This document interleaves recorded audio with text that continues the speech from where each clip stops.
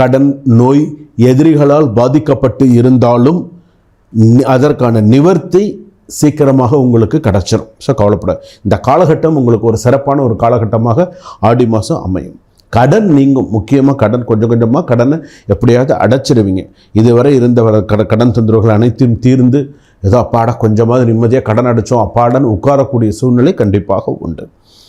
எந்த நீண்ட நாட்களாக இருந்திருக்கக்கூடிய சில பிரச்சனைகளும் கூட தீரக்கூடிய சூழ்நிலைகள் உண்டு. இனி எதை செய்ய வேண்டும் எதை செய்யக்கூடாதுன்னு யோசித்து செய்யுங்க. எதுலேயும் அவசரம் காட்டாதீங்க.